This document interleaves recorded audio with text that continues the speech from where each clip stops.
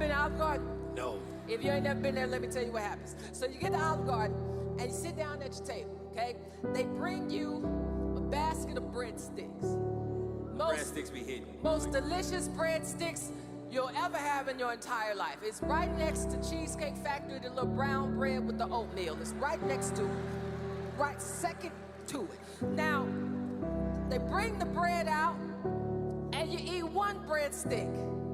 Then you lose your absolute mind. You eat 2 breadsticks, you eat 3 breadsticks. You just, God forbid, they brought out the salad with the cheese. Your stomach is just full of stuff. And so then they bring you a menu. You ain't even got your order yet. They bring you the menu. You scroll and you're like, okay, I'll get some chicken marsala. Okay, I'll get some lasagna. Okay, I'll get chicken fingers because I'm basic like that. Like you make your order, right?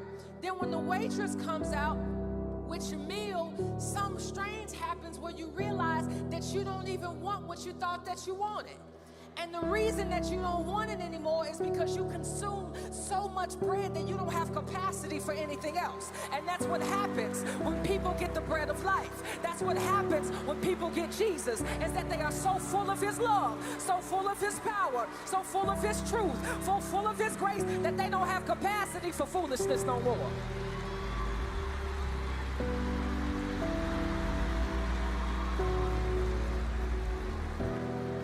Because the thing is, we be saying certain things about Jesus so much that we forget how much it hit. Like Jesus is over here saying, I'm the bread of life. Have you ever eaten bread before?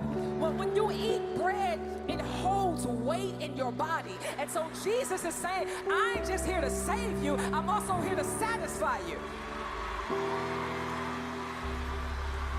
You better teach. I ain't done.